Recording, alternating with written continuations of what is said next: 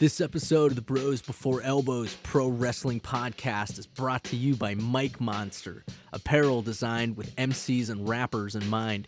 Rep yourself right and get the gear that lets you be a monster behind the mic. Mike Monster. MikeMonster.com. Fans of the show that use promo code BROSBEFORE4ELBOWS will receive 20% off their purchase. Go to MikeMonster.com to claim your gear. Mike Monster. All the way from Oregon, Arizona, and North Carolina, your hosts, Anthony, Tommy, and Theron. It's the Bros Before Elbows Pro Wrestling Podcast.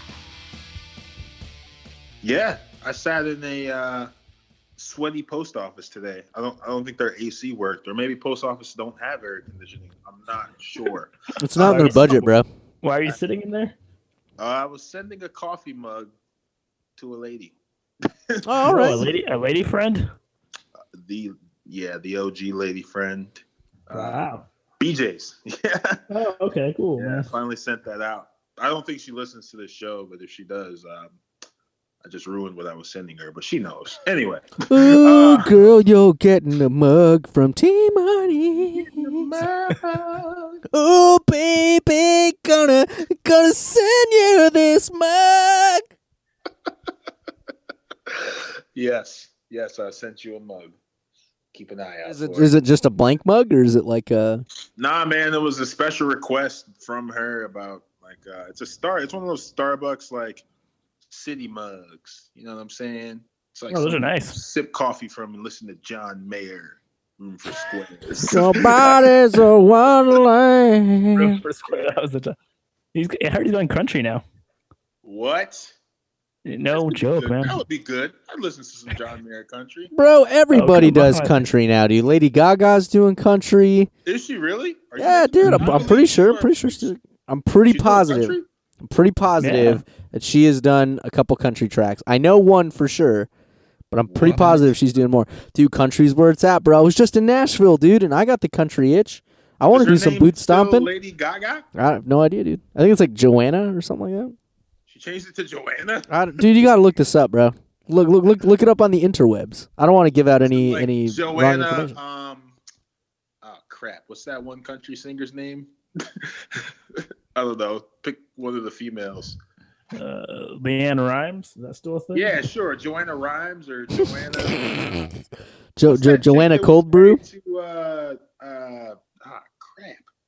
The guy's married that's dating Gwen Stefani, or he was. Blake Shelton, yeah. What's his wife's name? Miranda Cosgrove, maybe? Miranda Lambert. Oh, wow. Who's Miranda Cosgrove? Anyway. Hope she's not listening right now. She might be calling you after the show. Oh, my Joanna gosh. Lambert. Okay, yeah, sure. Yo, that's wavy. Let's make a country album. Yeah, I'm down, dude. Country folk are amazing, dude. They're so. All they want to do is drink beer.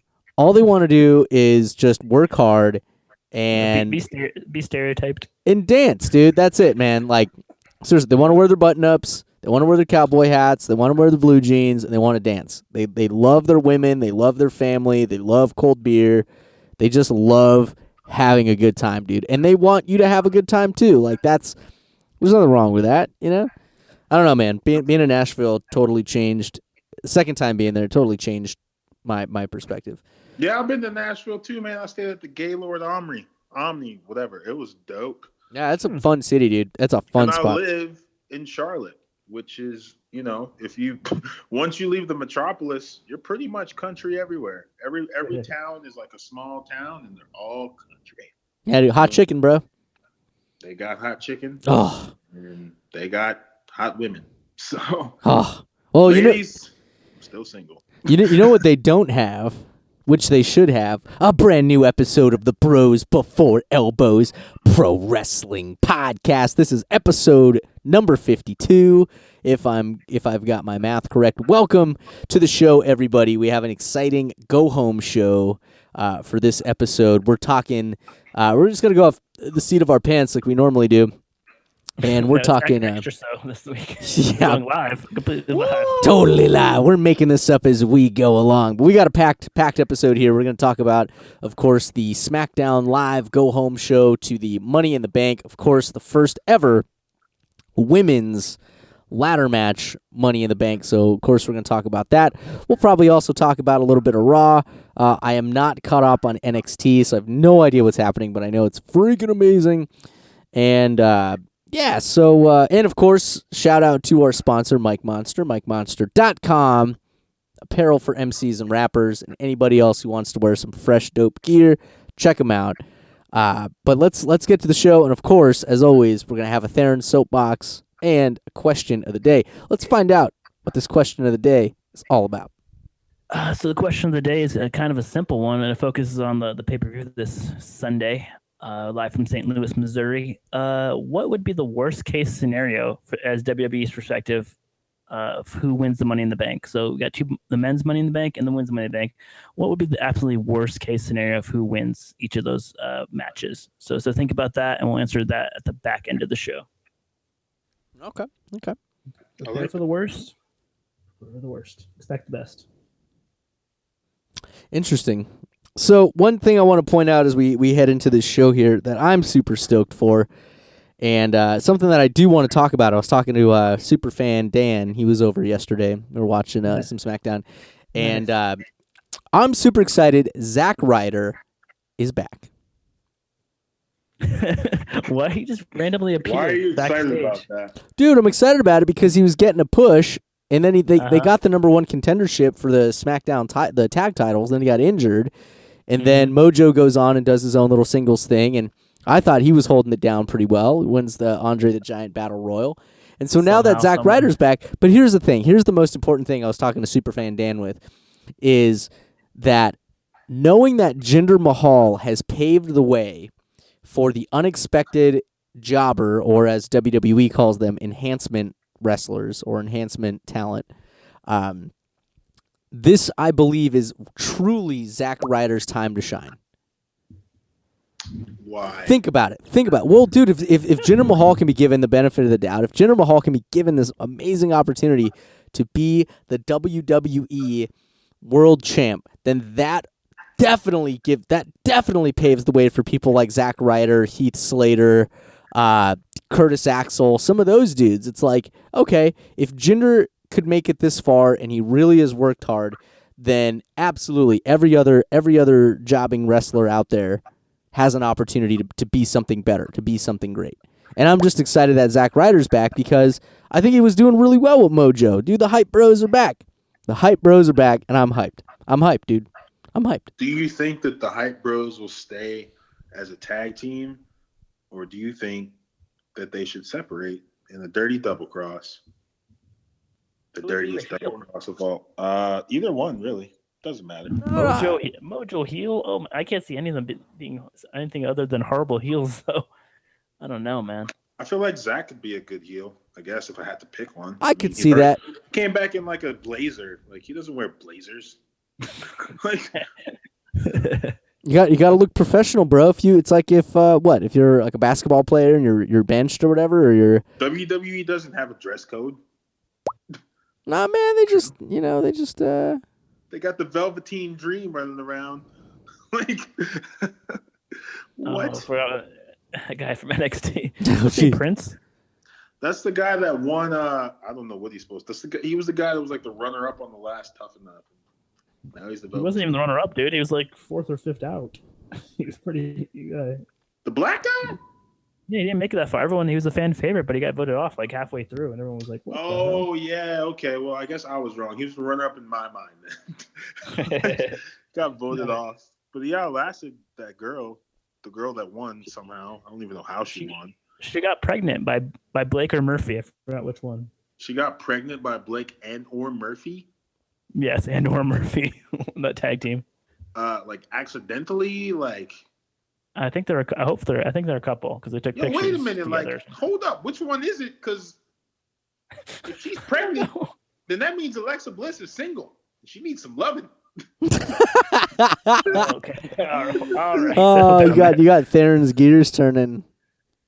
Oh yeah, Listen, man, my buddy that wants to come on the show soon, whenever he can get a free minute, he asked me the other day if I could marry any diva. Well, they're not divas. Any female superstar. I was like, active or inactive? And at first I said Eva Marie. Then I redacted my statement and said Alexa Bliss. Why? Wow. Because she likes the Lonely Island. And we can connect on weird stuff like that.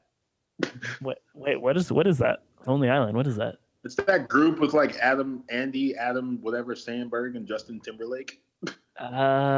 Oh, yeah. They make goofy songs and stuff. Yeah. Yeah, like about humping your. Never mind. Move on. You can't say that on Heat, aka Bros Before Elbows. At least I didn't finish the sentence. But no, Zack Ryder being back's cool. I feel like that.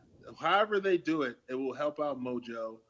It'll give them something to do. Let's say they break up. They could break up. That gives them something to do. They don't have to break up, though, because there's already, like, multiple breakup feuds happening around the different brand. Like, Enzo and Cass's story, and then Goldie and R-Truth, which is a great story. I don't care what you say. It's good. It's awesome. Love the old Gold Dust and his weird noises. But, yeah. I'm excited for Zach Attack. It's a nice influx of talent into SmackDown. It's kind of like a little bonus. I mean, let's hope it makes it better. I think it does. Yeah, man, I'm optimistic, dude. That's really what this is all about. It's about being optimistic for the talent, and that's what I'm. I don't know. I'm optimistic about Breezango. Dude, Breezango is amazing, dude. And the Fashion Files. Too good, dude. Too good. Too good. They're faces now, dude. They're clearly faces. It's kind of crazy. Yeah, I mean, how can you not be a face when you're like killing it with the comedy, the sketch comedy, and like everybody's fandangoing, and Tyler Breeze is getting jumped by two stick figures? Like what? Yeah, there was a really funny move that Fandango did recently on SmackDown where he was trying to catch his balance. Like he was trying to someone was trying to pin him like a little like schoolboy or something, or like a flip of some kind, and he kept waving his arms back. He did it for a good like 30 seconds. I remember that. And then all of a sudden he just stops and just starts gyrating and starts dancing, and then he hits a leg drop, and it was the coolest. It was probably one of the coolest things that I'd seen in a long time. I was like, "That's comedy, dude. That's comedy gold. Like that's super funny." Good for fun. He was really They were really funny on that Southpaw Wrestling, that YouTube series. Oh yeah. Yeah, they were really funny, and both. Fandango was like an announcer, and then Tyler Breeze was like a sideline reporter. It's pretty funny. I'm gonna have to look up the rest of the episode. I think there's like 2 episodes of it or something. I think there's like 4, but they have 3 or 4 minutes each. It has a good swerve ending. I thought it was pretty damn hilarious. It's like one of the better writing WWE's probably done in the past year, and it's just like a little YouTube series, which is kind of great. It's definitely something worth checking out. Well, hey, let's we'll change the subject here in just a second here, but we got to take a quick break. We're at our 15-minute mark at the beginning of the show, so we'll hit a quick commercial break, and then when we come back, we will, of course, discuss more. Just more banter, more craziness on the Bros Before Elbows Pro Wrestling Podcast. Yo, mic check 1 2, mic check, Mike Monster. Apparel designed for MCs and rappers. Slay those bars and rep fresh gear. Go to MikeMonster.com and use promo code Bros Before Elbows for an exclusive 20% discount. That's MikeMonster.com, MikeMonster.com. Be sure to follow Mike Monster on Facebook and Instagram for the latest designs. MikeMonster.com. So let's get back to the show, and let's jump into what's the match card. Of course, we're gonna do predictions as we always do for every pay-per-view. But Tommy, what's the match card for Money in the Bank? It looks like it opens up with Naomi versus Lana for the WWE SmackDown Women's Championship.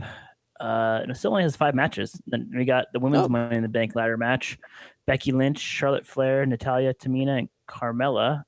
And then we got the Tag Team Championship match, the Usos versus the New Day. And then we got the WWE Championship match, Jinder Mahal versus Randy Orton, that rematch. Then we got the men's Money in the Bank contract ladder match. Kevin Owens, AJ Styles, Baron Corbin, Sami Zayn, Dolph Ziggler, and Shinsuke Nakamura. So they're probably going to add a pre-show match, I assume, to bring it up to 6. But there's nothing on Wikipedia yet. So anything with like a cruiserweight match or anything? This is a SmackDown branded pay-per-view. I don't know. Maybe they don't have any cruiserweights. I'm trying to think what could they add. Maybe the Fashion Police versus the Colognes, maybe. Or what else could they add? I don't know. Theron? Bueller? Anyone? Could they add to this? Get an extra match in here. A Fashion Files segment. They don't need the match. It's a segment. Just an extended Fashion Files. Yeah, that could be cool. That'd be funny. Yeah, they could do it like over like multiple segments of the pay-per-view. Kind of cool. That would be dope. Like a mystery. Yeah. Yeah, I mean, I noticed on Raw they have like multiple different video packages now. I think it's because they have a 3-hour time slot and they don't know what to do. So it's just like, we'll just insert a video package here. Here you go, Finn Balor. Kill time. Plug this video. All right, so should we blast through our picks? What do you think? I think so. Yeah, I guess to do that, then we can talk about Raw next, I guess. Yeah, I'm down with that. So you said the first match was Lana versus Naomi for the WWE SmackDown Women's Championship. Oh man. Whew. Snatch you bald. That's all I know is that's what Naomi said to Lana. So it's interesting. First off, why is Naomi more heel than Lana? And why is everybody like, why? And I don't know. I guess I'm saying is like, how is Lana more of a face than Naomi? I'm going for Lana. That's my pick. Long story short. Just look at her. She's got that sable like. That heat, not Sable Heat, the Sable Pop or something. She just like, even when she was like teaming up with Dolph Ziggler for that one time, she was getting like so much like face love. I think the only time she got booed was when she first was with Rusev, and even then she didn't get booed. I mean, you gotta love it. Okay.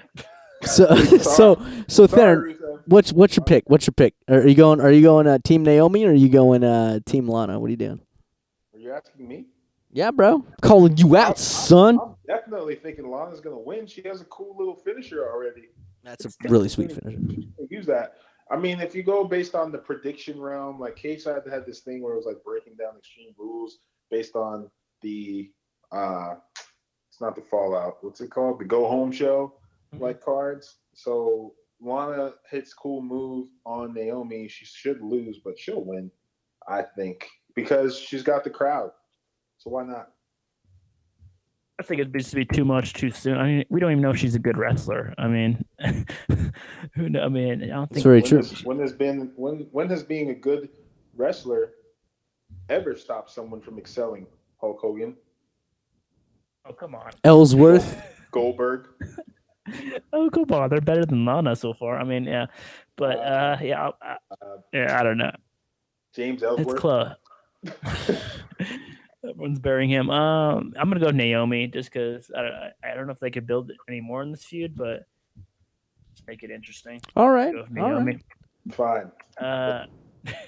Next up, let's go to the tag matches. The Usos versus the New Day. So does the New Day win, or do the Usos defend their title? Theron, let's go to you first.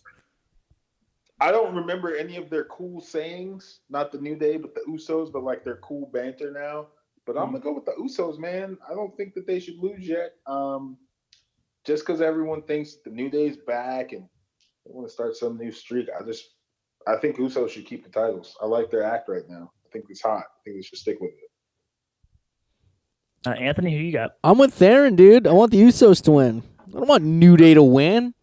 I hate New Day. Why So, Tommy, you got still the New hate Day New Day then? so much? Of course, I got the New. I love the New Day, man. I think they're gonna. I mean, SmackDown's like really pushing the New Day a lot. Like I think they opened. I don't know if they opened Raw, but they've like ever since they came back like 3 weeks ago, they're like getting like prominent segments. And they're even on I saw on Wikipedia, they're on the Money in the Bank poster, which I mean, sometimes doesn't mean anything, but So I think they're coming back to win and coming back to rule over the SmackDown division. It'd be crazy, but why does everyone? Come on. I don't hate They were them. I gone just don't want them to win right now. I'm just didn't even over have New Day, dude. I'm just over it. I'm over it. They didn't even have a match at WrestleMania. Good. Come on. What do you want them to do? They hosted for like 5 minutes total. They introduced the Hardys, which is probably their best part. That was sick, dude. That was cool. All right, New Day rocks. But next up, let's go to Jinder Mahal versus Randy Orton. Can Jinder defend his title, or could Randy Orton take it right back? Anthony, who do you got? Okay, a couple of things we got to think about here. A, does Orton get his 14th championship win? Irrelevant. What do you mean irrelevant? Get out of here, dude. Does he just get it that quickly, which to me would seem like a really lackluster build? And then 2, there is no 2. Dude, I'm going with Jinder Mahal, dude. I'm totally behind the modern-day Maharaja. This guy's on fire, bro. Is he really on fire? Theron, who do you got? How's this reign of Jinder? What do you rate it so far? I'm sitting here. How do I rate Jinder Mahal so far? His title reign has been a month. It's above average. It's pretty close. It's above average. Like, he's the perfect heel. Everybody hates him. He's got a lot of heat on him. He speaks in Punjabi to his people. He's a good heel. He's good. It's the SmackDown is a land of opportunity. So, he's taking his opportunity. I don't know how much longer they're going to run with it, but it's still. I don't really know what the blogs are saying, but whatever. Modern day Maharaja, man. I don't think Randy Orton's 14th title reign with no buildup is going to come this Sunday. I think Jinder finds a way to cheat, or Randy hits a sick RKO, but then like the Singh brothers get involved, and modern day Maharaja thing. I don't know. I can't remember his finisher. Yeah, dude, shenanigans. I think there's absolutely going to be shenanigans. Even though it's in Randy's hometown of St. Louis. Who cares? We all know that doesn't matter. It doesn't matter for WWE building new superstars and building new characters. So I'm going with Randy Orton because they're just WWE is that dumb. They'd build Jinder Mahal for 2 months and have him lose in his first title defense. They've done some dumb stuff, and this would be go down as one of the dumb things. So. But I hear the free agent John Cena might be Jinder Mahal's next title feud. That's so legit, dude. Yes. No chance in hell he can win a feud of John Cena. Are you kidding me? It's fine. He'd be champion for 3 months by then, so it's fine if he loses. So then John Cena gets his record that breaks Ric Flair. He takes it from Jinder Mahal. No way, dude. No way. Oh, that's so sad. So sad. Even better, dude, if Jinder beats him, then that means not only did Jinder beat John Cena, but he prevented John Cena from tying the Ric Flair streak. That's ultimate heeldom, dude. You guys can't even name his finisher. It's called the Maklas or something. Anthony, can you name his finisher? Yeah, it's like a Cobra Clutch slam. Okay, that's No, it has a name. It's like the Mutton Claws. I don't know. the mutton chops. No. The Mutton Claws? Is that what you called it? I forget what it's called. Oh god. Okay. Google that ish. I will after we make Google this next that pick. Okay. The history in the making. The women's SmackDown Money in the Bank ladder match. Becky Lynch versus Charlotte Flair versus Natalya versus Tamina versus Carmella. I'll go first on this. I think it's Becky Lynch. I don't know why. I don't know how, but I feel like she's the one who could use the most momentum with this, and she could really make an interesting Money in the Bank winner. Man, she's been the underdog that's been beat down out of that 4 horsewoman: Flair, Bailey, and Banks. Becky Lynch is like a distant 4th right now, so she could use that boost. So I'm going Becky Lynch. The Colossus. Sorry, that's what it's called. Is that what it's called? Yeah. Yes. Okay. Moving on. I'm with you, dude. Becky Lynch all the way. All the way. all the way, dude. Hands down, Becky Lynch. Because it makes sense. So at first, it seemed like when she had the women's title that it was going to be, okay, Becky's going to have it for like 500 days. You know, she's going to be the longest reigning champ because she's Becky Lynch and she's badass. But, she lost, and then she had a couple of opportunities, and even then you thought she's going to win it back, and then she's going to be like the top woman in the division. And she isn't. Not to say that she isn't the top woman, but it's to say that they didn't put it back on her right away. So I think the timing makes sense for her to get it back. So I'm with Becky. Darren, who do you got? You got Becky or you got the field? Carmella. What? Because of her abs. All right. Something I got to point out real quick, because Superfan Dan always has little conspiracy theories, and I always enjoy them. He says he wants Carmella to win, so that way Ellsworth can carry the briefcase and always announce Carmella, and he wants Lana to win, so that way Rusev and Ellsworth would have a feud, because they'd be the two like valets of the champions. Interesting. I just think it gives Ellsworth more mic time, because he's not wrestling at all. He hasn't wrestled anyone in forever. He's gonna heal his chin from that last AJ Styles match. Oh, that's right. He lost his chin. Yeah, that's funny. Dude. I think Carmella really, because that's like in that match, that's shock value. You think Charlotte could be a favorite, but she doesn't have to win, because at any time she could be WWE SmackDown Live Women's Champion. There you go. Phenomenal. Becky Lynch obviously is that's like an easy pick, right? Because she's been the first women's champion on SmackDown Live, and she hasn't really had much of a push since she just hasn't had a push since she lost her title. She's been in feuds with like Natty and whatnot. But Carmella, it's like, oh wow, she actually won. Like, why not? I wouldn't put it past her. Tommy, what do you think? No, you already had your prediction, right? You said Becky. I got Becky. I like the Carmella pick, though, man, because I think sometimes Money in the Bank works better if heels as cashing in. It does. That'd be good. And she has a valet to help her. I mean, come on. So that's another question. Does we got to take another break here in just a couple minute or like a minute here, but then we'll get back to predictions. But a question that I want to pose is who's taking the biggest bumps? Who's taking bumps on the ladder? Someone's got to go through a ladder, dude. Who's it going to be? I was gonna say Natalia. She's the vet. Yeah, she'd probably be the best at taking them. Or maybe Charlotte, because she's the most athletic out of everyone. Yeah, and who do you think? She botches moves a lot, but anyway. She does. Anthony, who do you think is going to take the biggest bump in this match? I think Natalia. I think you're absolutely right, because she took the bump through the table. Huh? That'd be awesome, man. Yeah, she took a table bump 2 weeks ago or a week ago.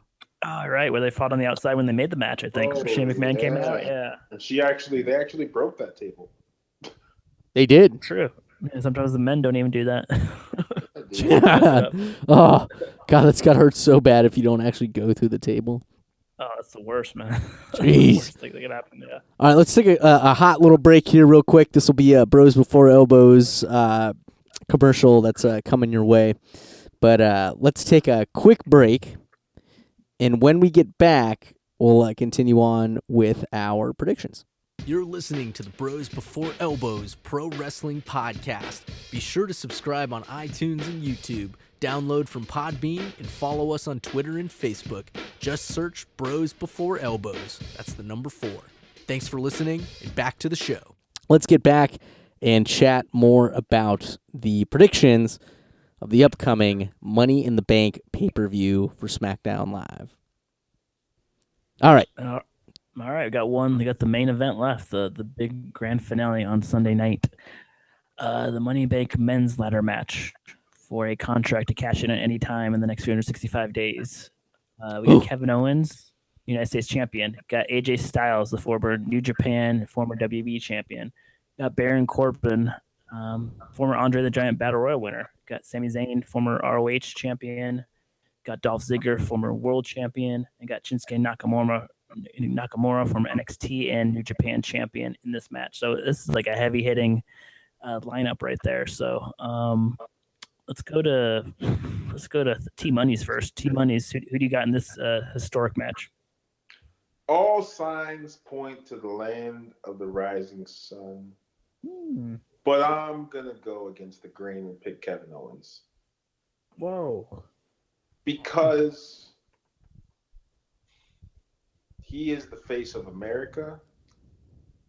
And, you know, he cashes in, he wins the title. He's a dual champion for a day, 2 days. And then he loses that title, the U.S. title, to, you know, whoever, wherever. AJ Styles, Sami Zayn.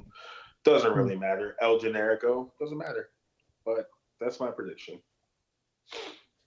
Interesting. Kevin Owens rules the world. Anthony, who do you got in this pick? This match? Who do I want to win? It's tough, man. It really is tough. I'm thinking, dude, I really think they're going to put it on Shinsuke. I'm going with Shinsuke. That's my prediction. I'm pretty sure that's what's going to happen, but I don't see why not. I mean, he's good. He's a great wrestler. The why not in my soapbox. But that's coming up shortly here. Tommy, what do you think? Just to be different, man. This is probably maybe the biggest underdog in this match besides Dolph Ziggler. I think maybe the second biggest underdog is Baron Corbin. I mean, they have a ton of faith in this dude, and I see him improving a lot over the last 6 months. He hasn't won too many feuds because he's the heel, but I could see him doing very well with that Money in the Bank briefcase, and him being like an intimidating presence. That big dude, that former football player, with all his power moves. If Baron Corbin can win this on Sunday, man, I mean that's big things. I mean, he's already won the Andre the Giant Memorial Battle Royal, so I mean that's a big feather in his cap and proof that the WWE has something planned for him down the road. Maybe they cash that card in on Sunday night and give Baron Corbin that huge upset and have him win the Money in the Bank. So I'm going with Baron Corbin, the lone wolf, man. I think that'd be good. That's another good pick because you don't see it coming. Yeah, that's true. On Shinsuke, like he's the hot tag, but Baron Corbin wins. Ooh boy! It's kind of like everyone thought Finn Balor was going to win the Fatal 5-Way on Raw. So at first, they go different. Yeah, at first he did change it.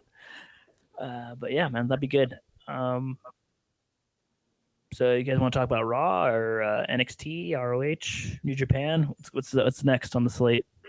We could do some of that. We could also do Theron's soapbox if Theron wants to. Yeah, that'd be cool. Knock out the box of soap. Yo, it's that time again. Theron's soapbox. Sorry, I was trying to do the Goldust theme song. I just want to take a second to go in and out of what I do and don't like right now in the WWE. What I do like is the reinvention of Gold Dust. Shattered Dreams Productions is great. Keep it going. What I also like is this idea of the Beast in the Lair versus the Destroyer, because only a Destroyer goes right into the ring after choking out the Beast's advocate and then headbutts the Beast right in the mouth, starts a brawl, which brings out the entire locker room.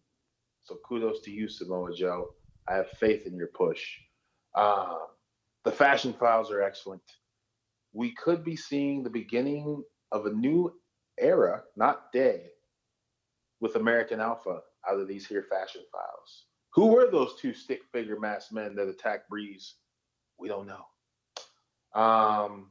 Elias Sampson is drifting along on Raw, and, you know, that's pretty cool. What I do have an issue with is putting a guy over when he's already over before he's over.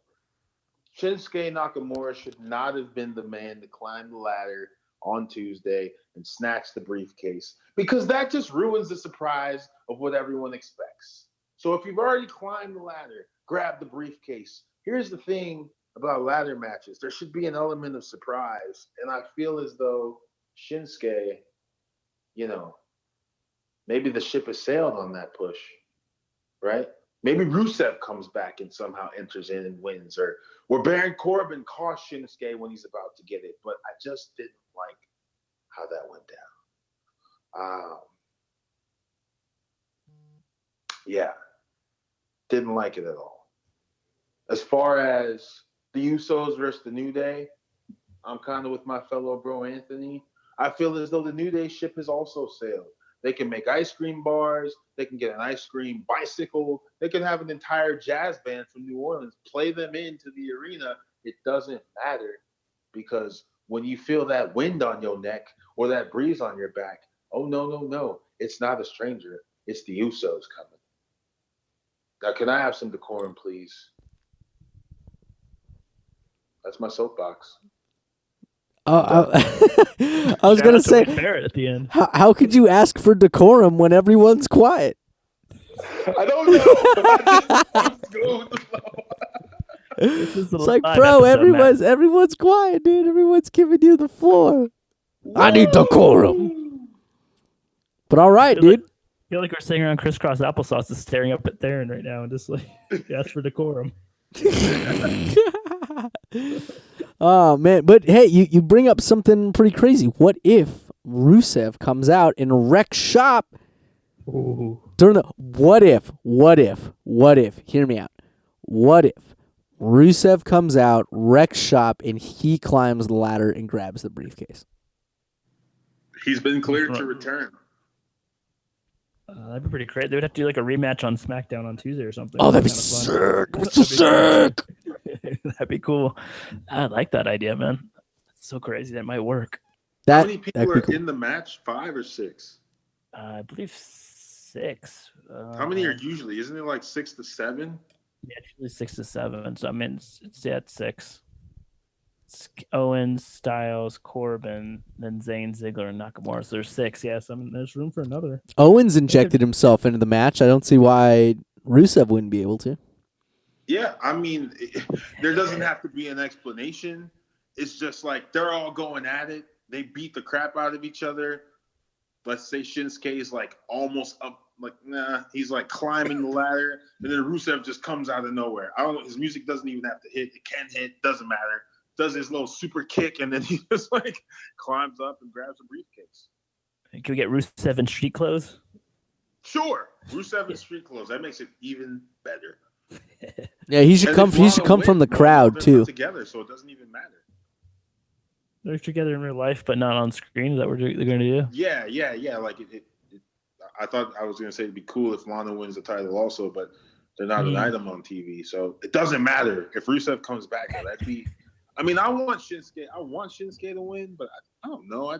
He doesn't need to win Money in the Bank to become champion. They're gonna give him the title. Right? Yeah. He doesn't need that extra boost. That should be interesting. Another pay-per-view main event where you have no idea. And that's cool. And I like that. I like that element of surprise even more. Even with like Jinder Mahal and Randy Orton. It could go either way. It could go either way. Yeah, 50-50. I'm cool with that. Yeah, you can't predict any of these matches, really. I mean, you really can't. Yeah. Now that I think about it, there's only 5 of them, so. The biggest favorite's probably got to be Naomi, just because she just won the title and Lana's Lana. Yeah, it would unless WWE has so much faith in Lana and looking back at all of the matches that she's done, because she's wrestled house shows. She's been doing that. It hasn't been televised at all, but you got to think if they really feel like that she could put on an amazing match. And here's the thing, WWE could change it at the last minute too. You know what I mean? They could be like, okay, you're going in, you're going to win. And then let's say during the match she does terrible. They could flip it at the last second. Oh, be yeah. like, nope, change it. Vince has he's got an earpiece to whoever he has to talk to. Pretty much the ref. Yeah. The ref is the guy that would be like, hey, change of plans. That's what's going down. This is how it's happening. does the ref also then, if they stick to the plan, is the ref like, all right, we're running out of time. You guys got to finish up. I think so. Yeah. Like, how does that go? Like, so creative comes to them the day of the show, hours before, 3 minutes before they go to Gorilla Press, and is like, hey, Jinder and Randy Orton, what's going to happen is y'all are going to have 15 minutes. I don't know, 15 minutes. We're going to go with Jinder. Y'all, and then they let them figure it out, right? From there, as far as the moves. Try not to kill one of his brothers on a table, break his neck. But do a really sick table spot with both of his brothers. I think what happens is this, from my understanding from like reading like production sheets and stuff, they have a producer of each match. So they have somebody who basically, okay, this is how I think it's done. So if you're listening to the show and you have more insight to how this is done, please feel free to add in, send us a comment and whatnot. But I believe what happens is this, like Triple H, let's say, is a producer, right? And he says, okay, I'm producing this match. It's this guy versus Jinder versus Randy Orton. Okay, you guys have 15 minutes. Here are the major spots that you have to hit. We want you to hit your moves, of course, but we want to have a table spot. We want to have a dive off of the top rope spot. We also want to have a kick out of a finisher into another finisher spot. So you have to fit these things into the match. What you do in the interim is kind of up to you, as long as it's back and forth, as long as it's like, oh man, like, Randy's got the upper hand. He's been on the offensive for 2.5 minutes. Okay, now Jinder's going to come back, hit him, and now he's going to get the upper hand for a couple of minutes and then go back and forth. But I think that's how it's done. And of course the ref is there to tell him, like, 5 minutes left, 2 minutes left. Hey, are you okay? Hey, change this spot. Hey, he's coming after you, or whatever. He's there to kind of help guide the performance along, per se. So I'm pretty sure that's how it's done. But for the most part, Theron, a lot of it is like having a good dance partner, because they'll talk to each other. You can totally tell when they do that. They're locked up. They're like covered. Like it's normally like a submission hold or something.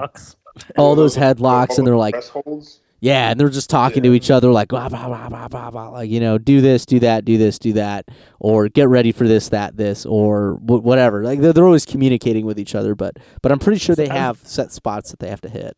So how does that work with like Shinsuke Nakamura though? With the Japanese dudes, I think they have to know at least a certain amount of English to know. I don't know. I've always thought about that too, because even like if you're wrestling in New Japan, like how do you know what you're doing? That I don't know, but yeah. I saw those ROH and New Japan shows they do like once a year, because they don't like it's not like they have that much time to like figure that out. So it's kind of cool. Yeah, it's true. I seen it was Elias Sampson versus Dean Ambrose on Monday, and I don't know, that match just didn't. No fault to Dean, it just didn't look clean. It wasn't. It would be rated as a bad match from the point of smoothness to me. So. I don't like Dean Ambrose. I mean, that's a totally separate like thing. You don't like him anymore? Dude, he's getting. I used to love him, and now he just seems like he's sloppy. He's slow. I hate his. I hate his run to the turnbuckle. That's the stupidest move. And then he does that stupid. Like go through the middle of the rope and kick back and like launches his clothesline or lariat. Like all of it just looks so half-assed. It looks so like, I gotta hit this. Here you go, monkeys. Here's your, here you go. I'm gonna dance for you now. Ooh, watch me. It's like stupid. I don't know. It doesn't seem like he gives a crap about what he does. He just seems so over it. A lot of people have felt that way. I mean, he's been getting a lot of backlash. I mean, I think it all started when he did that Stone Cold Steve Austin interview of him and Dean Ambrose, that podcast, and he just like he totally like mailed that in. I don't know if that's just his personality. He's just got like that type of personality where he's not like very. I gotta watch that one. I never. It's hard to watch, dude. You should go back and watch it. I mean, Stone Cold can like get anyone talking. He's such a good interviewer. He's so good on the mic. But him and Ambrose are just like oil and water, dude. Ambrose was like not answering his questions, and he was like, he like got offended. I think he offended Austin a couple times. It's really after WrestleMania against Brock Lesnar? He was champ. He was champion, so yeah, he had his belt. I don't know when it was. I think it was after. I think it might have been after. I mean, he got that title after. He got that title after Money in the Bank last summer, which was almost. Yeah, I think it was. I think they talked because I think that's one of the questions. You talk like why didn't you get the best out of Brock or something like that? And he's like, he kind of threw Brock under the bus. He definitely threw Brock under the. I remember that. I remember that clip. Yeah, but yeah, definitely go back and look. Ever since that interview, or even maybe since Brock Lesnar, I don't know, because after Brock Lesnar, he won Money in the Bank, he won the title. Mm-hmm. I think ever since that, it was like an NFL player that gets a contract and just like, all right, I'm good. Maybe, yeah. I mean, he married one of the hottest women in WWE. Renee Young, yeah. You know, we based on Total Divas, we can see he likes to drink beer, pizza. Yeah, I don't know, man. He's actually cooler on Total Divas than he is on screen, I feel like. Yeah, I totally feel that. But yeah, he just has this whole like lackadaisical attitude, and he just has this attitude of like, well, I'm Dean and I don't care, and how I do it is how I do. Which, I mean, cool, whatever. If that's your shtick, that's your shtick. But it just comes off as like inconsiderate. It comes off as disingenuine. It comes off as like kind of like you're making a mockery of the business that you're in, you know? I think that's how a lot of wrestlers feel. The other wrestlers feel about him. Yeah, he changed because I mean you gotta remember when he first came in with the Shield, like they were killing it forever. He was the most popular guy in the Shield at first. He was. He wore those hoodies with no sleeves on them. So. that was super cool. You know, now he's just like, I mean, even him and Miz, which I guess they've moved away from him and Miz now. Like, Miz needs a new feud because he kind of passed the drifter on the Dean. And I'm telling you, like, I don't know if you guys watched that match. I just watched the like 3 minutes, but it just didn't look good. I was like, maybe Elias Sampson is still green. I don't really know. There's just no chemistry in this match. What's going on right now? And I just think that's Dean, dude. Like, I think Dean is just I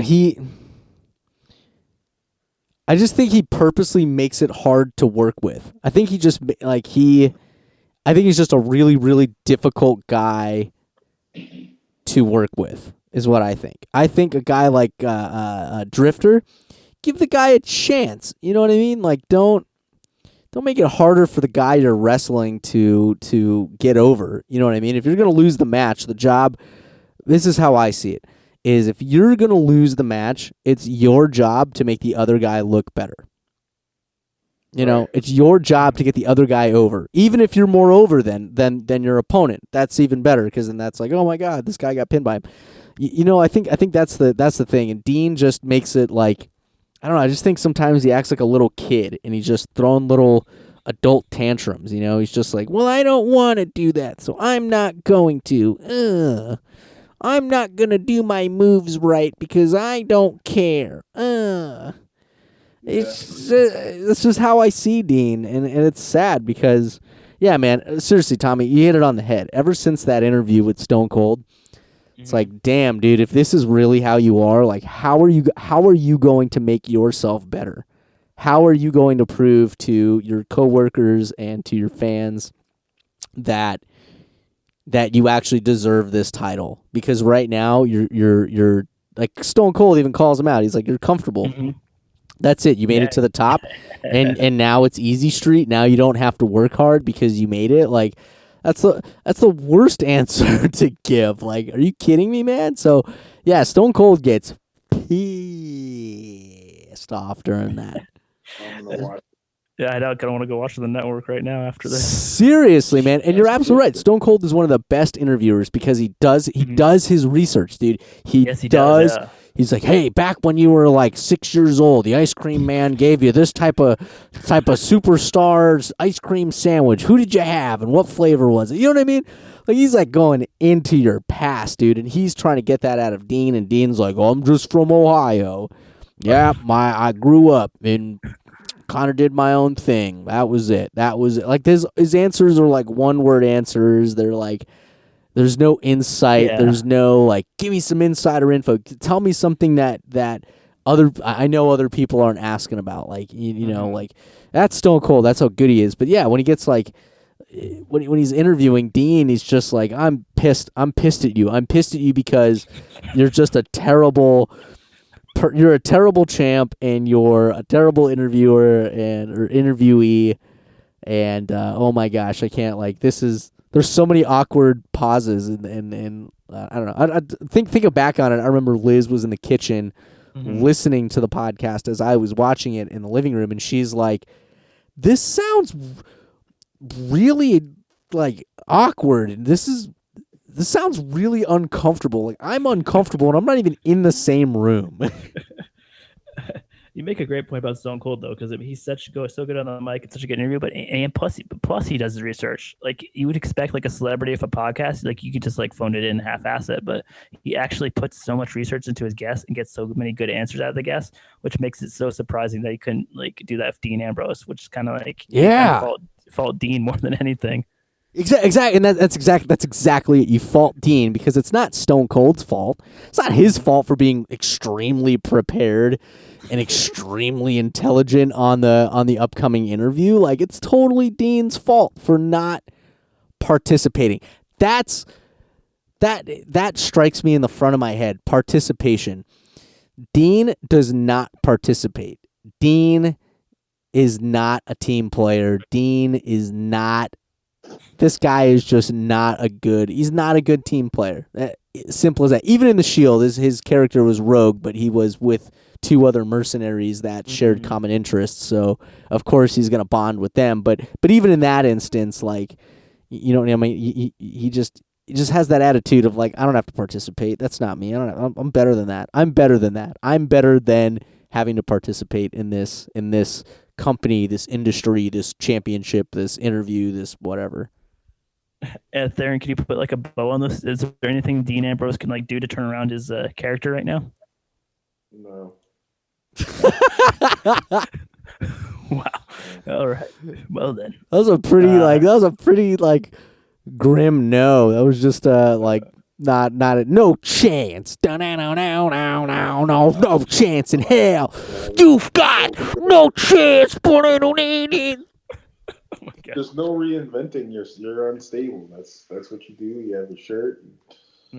Two-time Intercontinental champ, longest reigning U.S. champion, world champion. Never been a tag champ, but doesn't really matter. I mean, just ride off into the sunset at this point, unless you're reforming the Shield, which I doubt. So, Well, all right, we gotta before we keep digging another grave for Dean. So it's still 10 minutes. It's just been Dean bashing. I know you could kick my ass in real life, dude, and I'm not even contesting that. But bro, come on, dude, just play the game, dude. Just play the freaking game, bro. We're all dressed up. We're all in character. We all brought our dice to the D&D table, bro. We just need you to like. Just be present, dude. That's all. That's all we can ask. Let's hit this question of the day, man. We got a couple minutes left. Question of the day goes back to our Money in the Bank picks for this Sunday. What would be the worst case scenario? So we gave our picks that we think probably the best case scenario for each of the women's and the men's ladder match. What do you think would be the worst case scenario for each match? Like, what would WWE be rooting for against? I'm gonna go first because I guess it's my question. I was gonna say, I guess Tamina for the women's championship because she just came back and I just don't. I mean, even that, I guess she could be the badass enforcer, kind of like the female Baron Corbin, but she hasn't built up enough. So I think if they give her the briefcase, I think that'd be pretty bad. I don't know how they could kind of dig themselves out of that hole. And then for the men's, it comes down to Dolph Ziggler, Sami Zayn. I guess Ziggler, because he's already won the Money in the Bank and they've already done that. So for him to win it on Sunday would be truly, truly shocking, because that would just be completely out of left field. His character seems pretty stale. We're speaking about Dean Ambrose and his rut. I think Dolph Ziggler's kind of like in a same like kind of mini rut as Dean Ambrose. Not as bad, but if he won the belt won the briefcase on Sunday, I think that'd be pretty shocking. And I don't know how WWE could work itself out of that corner. Anthony, what do you think about these two questions? I feel you on Tamina. I feel like if they just gave it to her, it'd be like, wow, that's okay. Okay. Guess that's where we're going. I guess that's it, right? Yeah, for the men, dude, it's so crazy to think that at one point, and this is just how the ever-changing landscape of pro wrestling. Like, at one point, I was a real big Dean fan, and I'm crapping all over him for the past 10 minutes. And now I'm like, a big, huge. If you're an old school fan of the Bros Before Elbows Pro Wrestling podcast, you know that I'm a huge Dolph Ziggler fan. But dude, I feel like if they put it on Ziggler, it's like, bro, we've passed you the ball like 50 times, bro. You've played championship matches and we've given you the ball and you just can't do it, dude. Not now. There's too many other people. So I feel like if they gave it to Ziggler, it would just be a default. It would be okay, let's try to give him another push. Like, kind of a question mark. Like, do we really know what we're going to do for the next 2 months? Do we really have a plan? Will this really work? I don't know, but let's give it to him because he's kind of a veteran, like 2-time. You could say he's a 2-time Money in the Bank winner, ladder match winner. But yeah, I think worst case scenario is they give it to Ziggler. Man, Theron, what do you got for these two questions? What's the worst case scenario for these 2 Money in the Bank matches on Sunday? I think the writing is definitely on the wall. We're going to go with the clean sweep from the Bros. Because I just don't know what her character is. Amazon, enforcer, chick in all black with sleeves. I don't know. I just don't buy it. There's nothing. I don't know. I saw one of her promos on it was like an interview, and I was just like, yeah, I don't buy your character. Rest in peace to Jimmy Superfly Snuka, but your daughter is just another Bray Wyatt in the making. Maybe not, probably. Anyway, as far as the men's, it's pretty easy to pick Ziggs because that would be the worst case scenario. I mean, anybody else wins, cool. If Ziggler wins, it's like why are you winning, bro? He tries so hard to deliver on his promos, and I like his promos, but it's just like you did the Spirit Squad thing, then you had a singles run with Vicky Guerrero, then you had a world title run. Now you're just here. You just exist. You blew up one of the Bella twins. Like, come on, man. You did. Remember how hyped you guys were? Everyone was when he cashed in on Alberto Rio at the day after WrestleMania. Oh man, that was so glorious. That was so cool, man. And now look where we are. I know, dude. It's just get rid of your long hair, bro. Go back to your platinum blonde, dude. Go back to your platinum blonde. No, go get Vicky Guerrero, bro. Bring back Jack Swagger. Get Paul Heyman to be your advocate or something. That'd be sick, dude. Oh my god, Dad. If Paul Heyman was Dolph Ziggler's mouthpiece, I would totally give him. I would too. But then again, it makes you think even Paul Heyman, dude, the best mouthpiece in the business, gets punked. Because they gave him Curtis Axel, which he got dumped all over, and then they gave him Cesaro, which should have been a hole in one, dude. That was a putt from 2 inches, and they still miss the cup. Yeah, dude, they triple bogey the cup, dude. That pisses me off, dude. So even then, dude, even if Heyman was Ziggler's mouthpiece, it just seems like it just wouldn't be that good. That's kind of great. Yeah. Heyman's 0 for his last 2. That sucks, dude, because he's the best. He needs to go to TNA and die. I mean, not like literally die. Whoa, man. Oh my god, dude. Whoa, bro.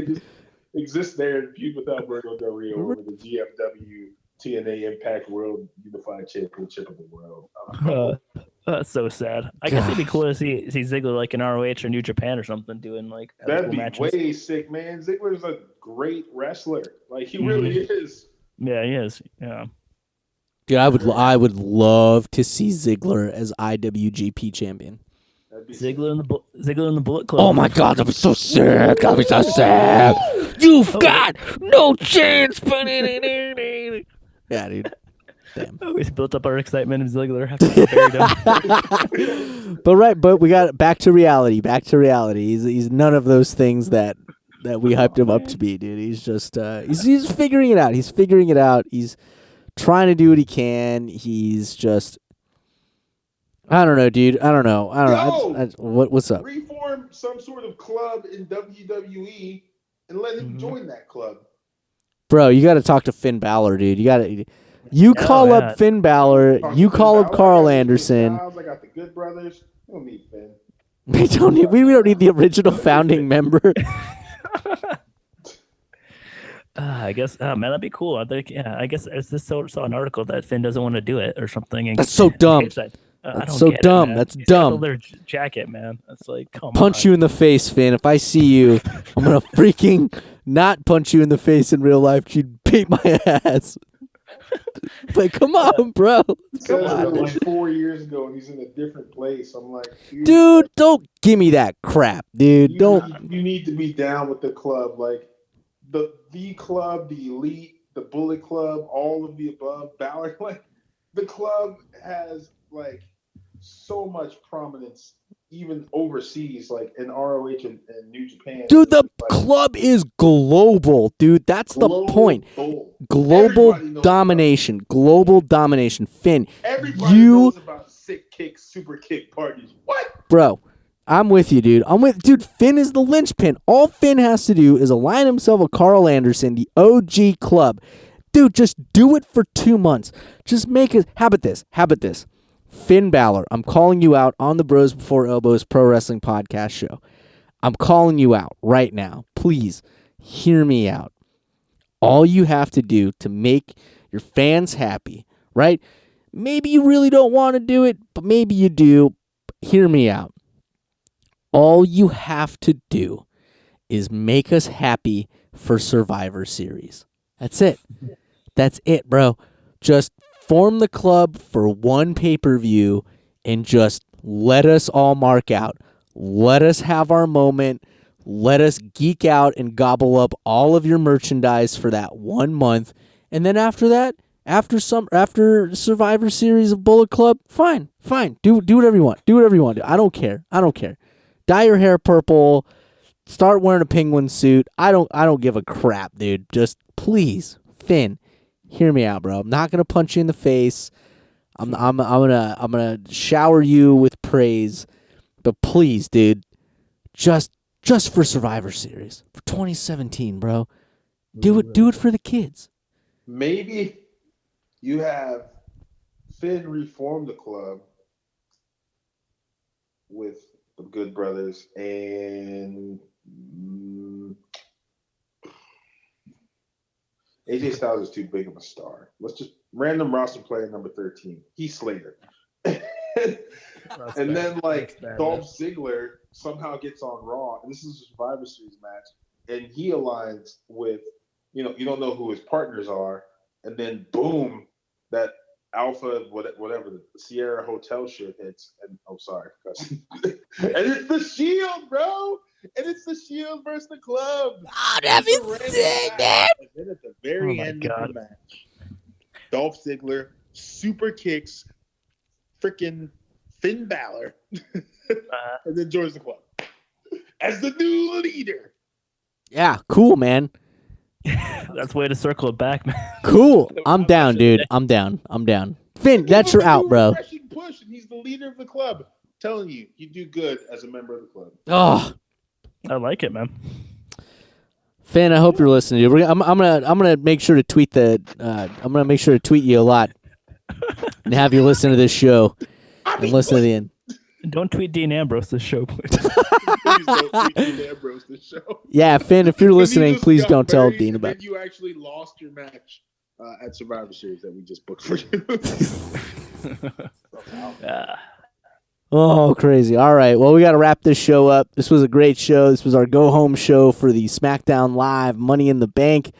We gave you our predictions. We'll go ahead and we'll post those online. And again, thank you for listening to the Bros Before Elbows Pro Wrestling Podcast. Be sure to subscribe on iTunes, on Podbean, on YouTube. Check out our Facebook page and like us and share us. Tweet us on the tweet machine at Bros Before 4 Elbows. And of course, check out our unedited raw YouTube exclusive episodes. Share it with your friends. And of course, shout out to MikeMonster.com. Get your apparel and use the promo code Bros Before Elbows, the number 4. 20% discount. Elbow drop your friends, people. Support your local Staten Island Abs. Go come.